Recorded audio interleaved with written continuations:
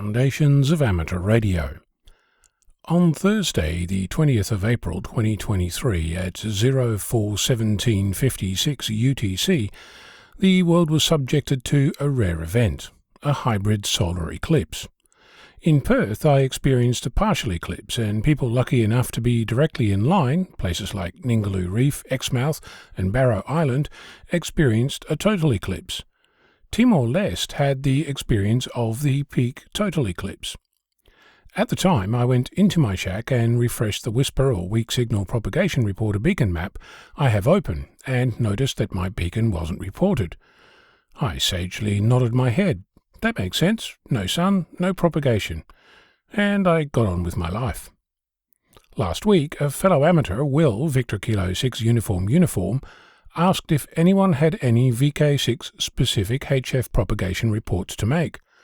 Being the data geek that I am, I thought to myself, aha, I can do some data analytics on the WSPR dataset that I have.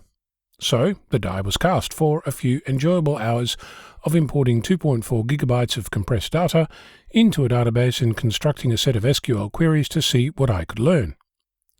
Before getting stuck in, I spent a few hours thinking about the problem. How could I go about doing this? Propagation information is notoriously fickle. You have to consider the obvious things like the solar index and the geomagnetic index, which vary considerably.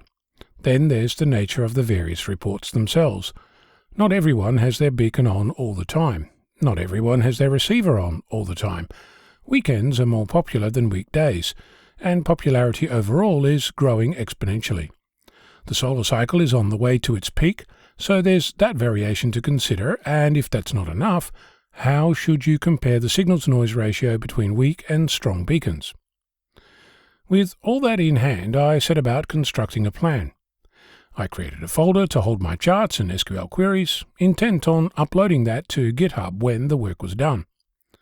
For my very first test, I thought I'd count the number of reports per band in a 24-hour window around the eclipse. I imported all the WSPR records that had a VK6 call sign, either as the transmitter or the receiver, given that I was interested in learning if stations transmitting from VK6 could be heard elsewhere, and inversely, could VK6 stations hear any other stations. As my first effort, I created a scatter plot to get a sense of what kind of numbers I was looking at. The initial result was interesting. Around the eclipse itself there was no propagation. This wasn't unexpected, since that's what I'd seen on the day, at the time, on my own map. I changed my data to use a cumulative count per band to see if any band was particularly different, and then discovered that there was no propagation at all, on any band. That seemed odd. So I had a look at the source data and discovered a gap, which accounted for what my chart was showing. I added a fake record for the eclipse time itself, just so I could see where on the chart this gap was. Turns out that for VK6 stations the gap is just over 5 hours, but it's not centered around the eclipse. There's a 4-hour window before the eclipse and a 1-hour window after it. Then I started looking at all the reports from across the world. To give you a sense of scale, across April 2023, the dataset has nearly 139 million rows. It's 12 gigabytes in size.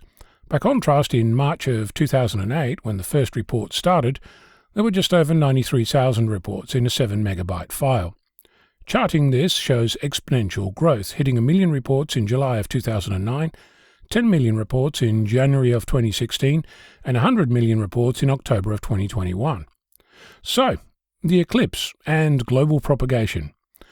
The results came in, and the reports are that there was no propagation on any band at any point during the just under 2 hours and 12 minutes before the eclipse and the 38 minutes following it.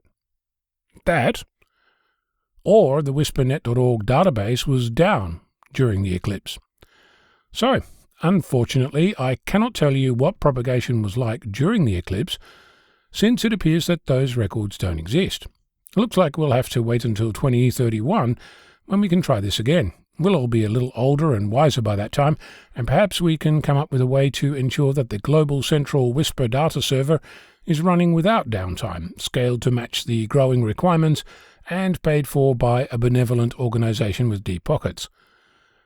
I did start considering making lemonade from my lemons and charting the kinds of downtime the Whisper server has, but just looking over the various discussion groups showed that this is going to be painful. On the plus side, I learnt about sum over and lag functions in SQL, so there's that.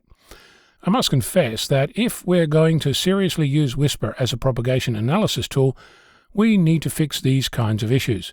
I have no doubt that running whispernet.org is a massive enterprise, and that it costs real time and money to make that happen. So, who's up for the challenge? And will the real owner of whispernet.org please raise their hand? Finally, if by chance you are running a Whisper receiver during the 2023 solar eclipse, you might want to consider looking at sharing your logs, since they're potentially the only record still remaining. I'm Onno, Victor Kilo 6, Foxtrot Lima, Alpha Bravo.